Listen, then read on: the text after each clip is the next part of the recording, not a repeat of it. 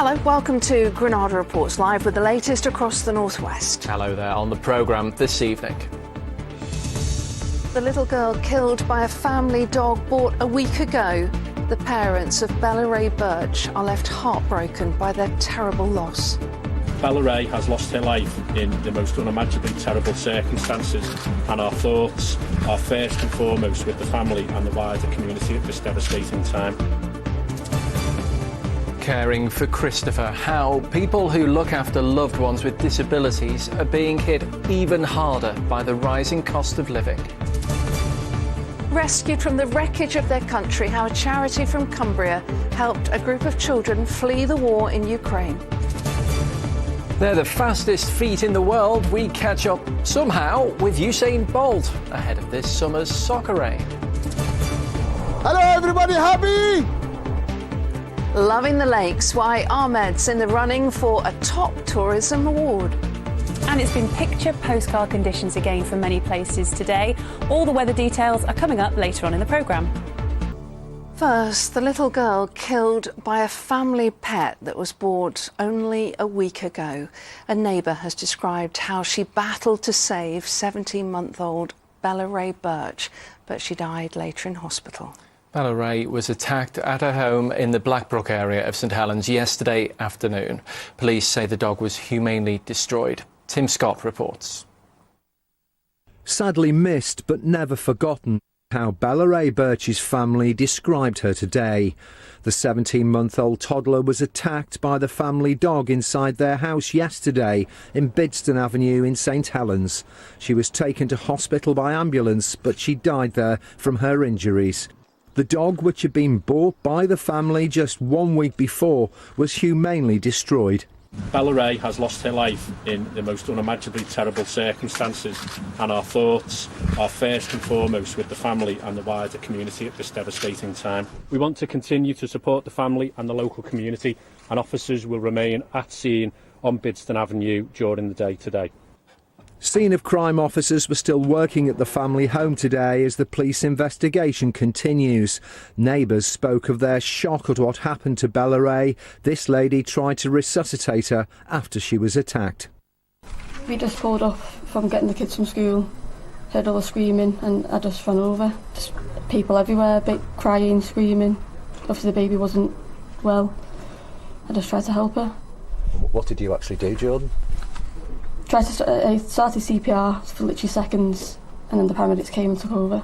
You hear about it happening to other people, but you never think it's going to happen to you. Well, poor little girl, what she must have gone through. Never heard anyone be mauled by a dog, and it's just terrifying to know that it happened around the corner. And what are people saying about it here today?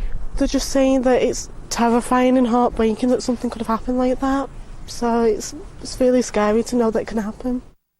Bella Ray's family are being supported by specialist police liaison officers, and anyone with information about the attack is asked to come forward.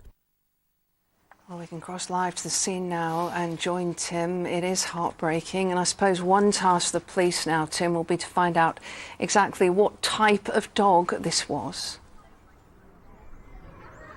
Yes, Lucy, well, as it stands, we've very little information about the dog. As you've heard, it was humanely destroyed yesterday, and the family had only bought it 1 week ago. Forensic examinations are taking place to try and establish just what breed it was and whether or not it was illegal under the Dangerous Dogs Act.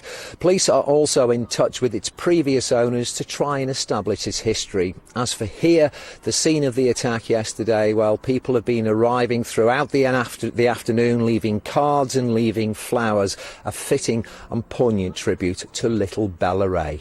Lucy, Andy. Tim, thank you. OK, well, next tonight, claims that huge rises in the cost of living are hitting some of the most vulnerable people in society. For those who care for disabled loved ones, the extra cost of essentials like food and fuel can be completely overwhelming. And ahead of the Chancellor's mini-budget tomorrow, many families are looking to Rishi Sunak for help. Our report from Anna Yosef starts with the parents of Christopher and their daily struggle to pay their bills. Yeah, there's your puffins. Just watch them as well, can't you? Hey?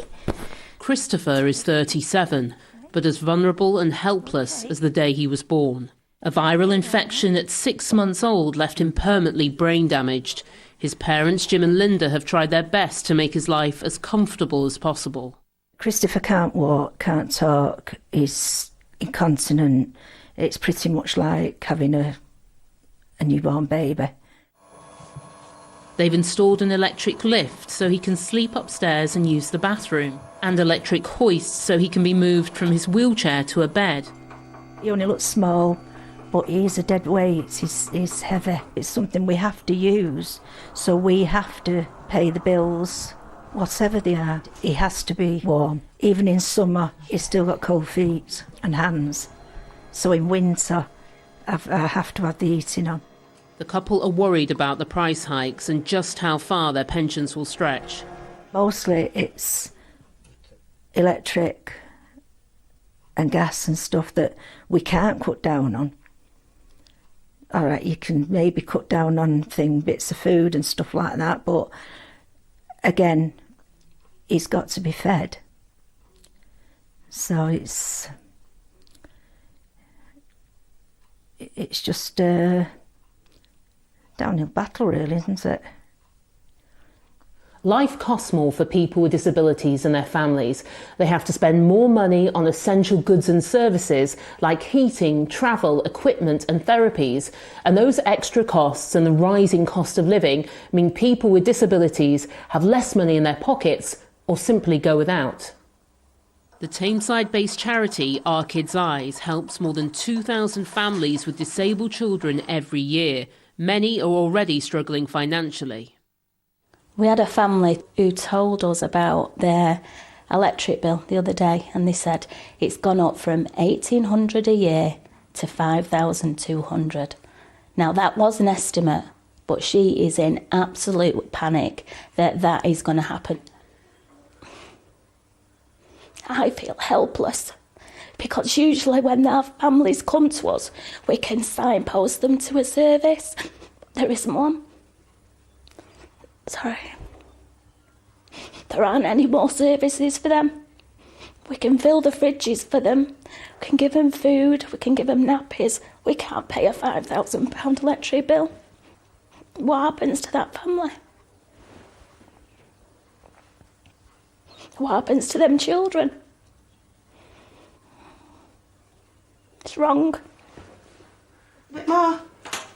Heather and Aaron Smith have 3 children. 11-year-old Alfie and 5-year-old Jack are profoundly deaf and autistic. Jack and twin George are also non-verbal with complex learning difficulties. Are we ready? Let's go! Family life can be challenging, and now Heather's bracing herself for an increase in their bills.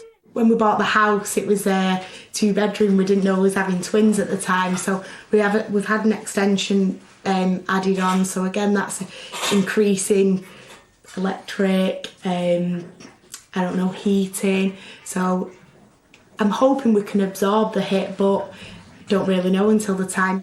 Heather works as a speech and language therapist, while Aaron had to give up his job during lockdown to look after the boys. I am worried the life that I want to give the boys, you need money to do things like that. You know, if we go out for a day out, we need an extra person to come with us so that each boys have a one-to-one, so then that's 2 cars going to an activity. Alfie's also aware life is getting more expensive. He asks sometimes about the house, don't you? How much does it cost to run the house and how much money do I make? And you can see him working it out, and he has asked a few times if we would ever be homeless. There's been no direction towards that. That's what he's just said himself. I'm not sure. Why did you think that, actually? Was there something that made you think of that? Yeah, because financial prices are going up, the electric prices are going up, the bill prices are going up, the fuel tanks prices are going up. With the cost of living set to spiral over the coming months, many families will be hoping tomorrow's spring budget will provide a helping hand. Anna Yosef, ITV News. It's quite a worrying situation, isn't it? I'm sure they're not the only families going through this as well. Well, Anna is with us in the studio now. And Anna, ahead of tomorrow's mini-budget, you asked the government to respond to some of the issues in your piece there, didn't you? What did they say? Well, the government says while they know people living with a disability can often find that they are facing an increase in living costs, financial support is available. They say it's important that people check that they are receiving all the benefits that they're eligible to, and they're also aware of the extra support that opens up, including help with transport, paying for broadband and prescription costs. The government say that they are taking decisive action to help with the rising cost of energy prices, including a £200 reduction on electricity bills this autumn and a £150 council tax reduction. And Anna, we heard from Linda, lovely Linda there, Christopher's mum, about all these extra costs involved when you are looking after someone who's disabled. Was that something that you heard about a lot? Do you know, it was, Lucy. You know, a lot of the families I spoke to talked about the hidden costs of being disabled. For instance, charging electric wheelchairs, powering oxygen machines, or having to use their washing machines constantly. Many of these families say that they're already in debt, but those aren't the sorts of things that you can stop using or cut down on. That's just not an option for someone with a disability, and it's a huge worry, leaving some families at breaking point with nowhere to turn. It's a really worrying picture, Anna. Thank you so much. Right, moving on to more news tonight, and 5 horses have died in a suspected arson attack on a stables in St Helens. They were found after the fire at Rookery Farm in Rainford. The owners of the farm say another 9 horses stabled at the farm survived, but they will now have to be rehoused. 5 people have been arrested in the Isle of Man over the death of a 73-year-old woman. Carolyn Buchan was hit by a car just yards from her front door on Marathon Avenue in Douglas. 3 people have been arrested on suspicion of death by dangerous driving, while 2 others were arrested on suspicion of assisting an offender. It's estimated that the bill to repair potholes across the northwest would be around £2 billion. New figures in the report by local councils and the highways industry suggest 1 in 5 of roads has less than 5 years of life remaining. I've certainly been over a few of those in my time. Yeah, quite, haven't we all? You're watching Granada Reports. Next, the remarkable story of how a charity from Cumbria managed to free a group of children from the war in Ukraine. Yeah, just a couple of weeks ago, we reported that the charity New Beginnings, which is based in Kendal, was very worried for the safety of orphans trapped in one of its residential homes near the capital, Kyiv. Well, we were relieved to hear that the charity has now helped them get to safety in the Czech Republic. Our South Lakes reporter, Fiona Marley-Patterson, takes up the story. Fleeing war with a teddy bear. And this one? Who's this? They had to leave when fighting got too close to their children's home near Kyiv. Russian troops surrounded them.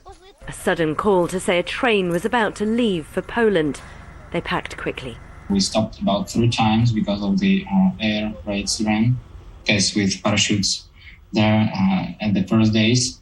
So the risk we could have been attacked was really high.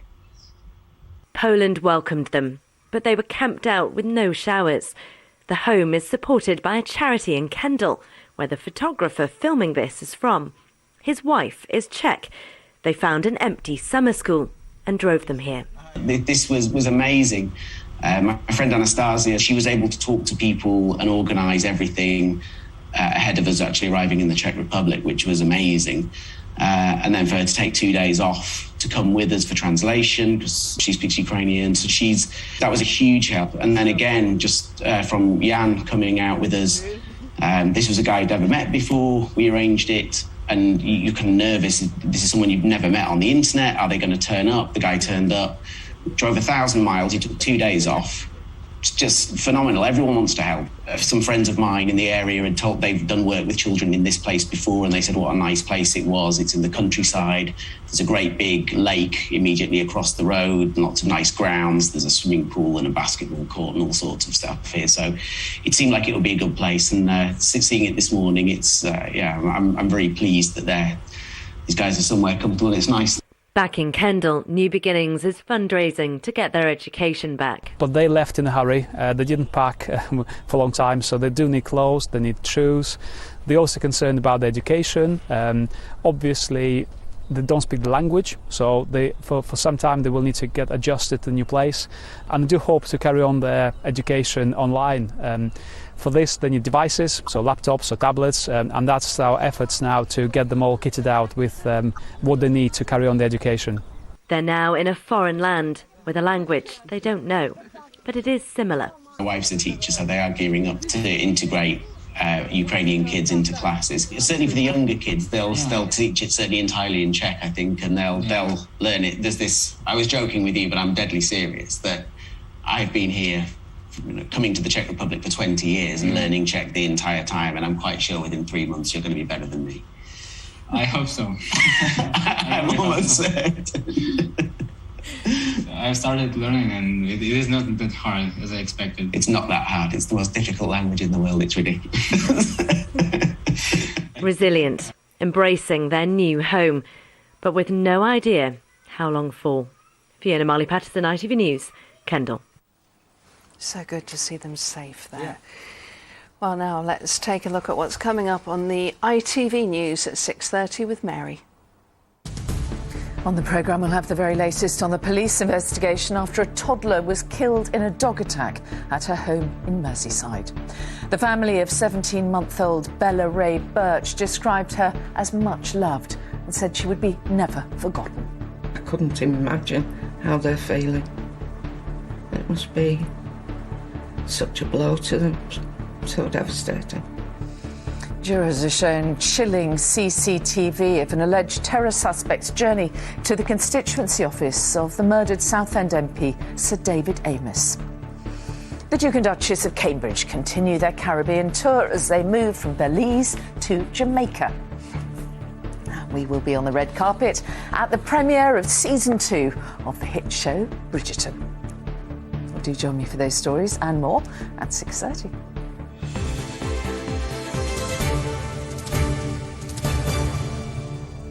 Did you watch Bridgerton? I did. Not really my thing, to be honest. Oh, it was my thing. I loved it. Absolutely brilliant.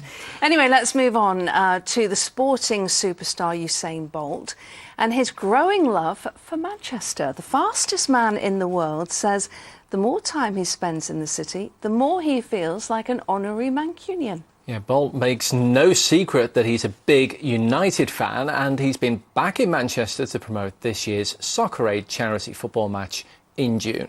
Our sports correspondent David Chisnell caught up with him. Only just. They're the world's fastest feet, and they're not too bad at football either.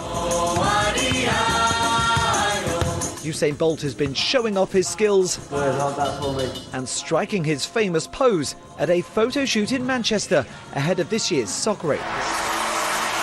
Since it started in 2006, the star-studded football match on ITV has raised £60 million for the children's charity UNICEF. We've got a Knight of the Realm, we've got MBE's, OBE's, the fastest man on earth. And this year, stars from the world of sport and showbiz will once again come together on the pitch. I love football, so I watch a lot of football. So seeing all these guys from Everett to Roberto Carlos to all these guys, it's like a dream, you know what I mean? And get a chance to play with them on the same field. You never think it would have ever happened. So it's always just wonderful just being there. Is it quite bizarre because you're probably starstruck by them and they're probably starstruck by you, and it's everyone just like going, wow, wow. I think that's how it is throughout the whole time you're there. Just meeting people and laughing and just different personalities coming out. It's always wonderful, you know what I mean? But I enjoy it. I look forward to it every year. Usain Bolt with the first penalty.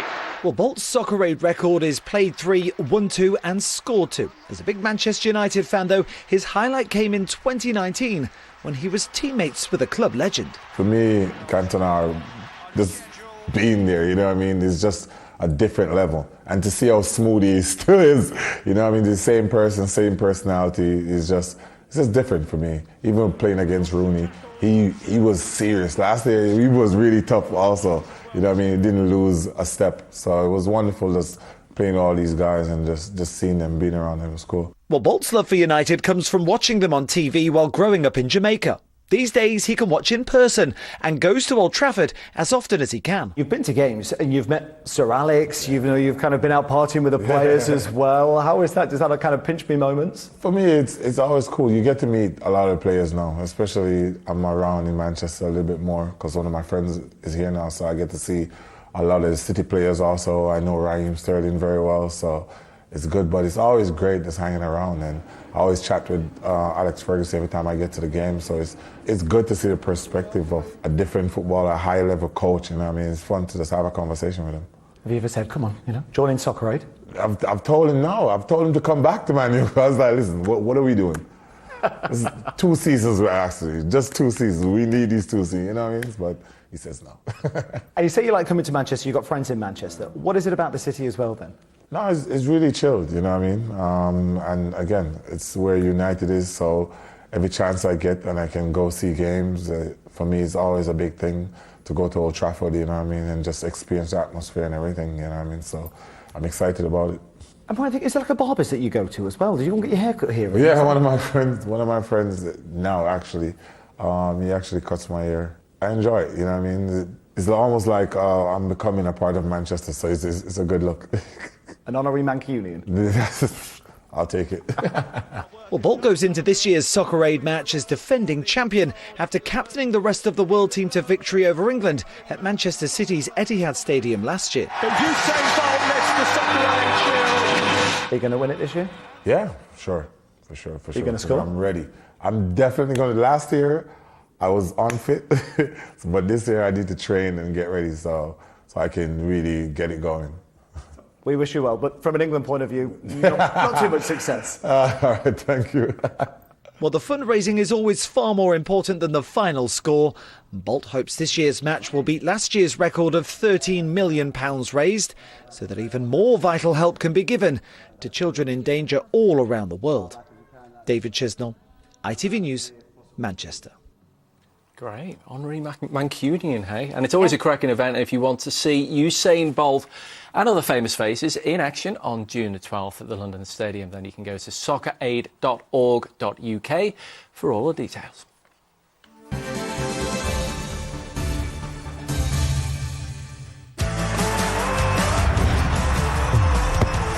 Getting that winning feeling.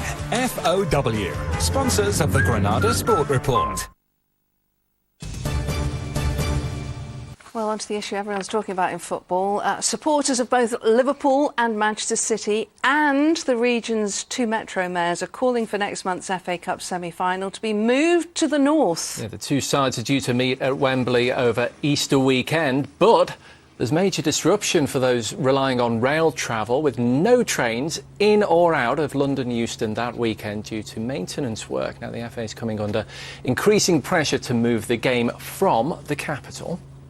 Ridiculous. And thanks to Dr. Andy Hershen, who tweeted us from Glossop with a very good point on this. He says, I wonder what the carbon footprint is of 90,000 supporters going to Wembley rather than staying up north.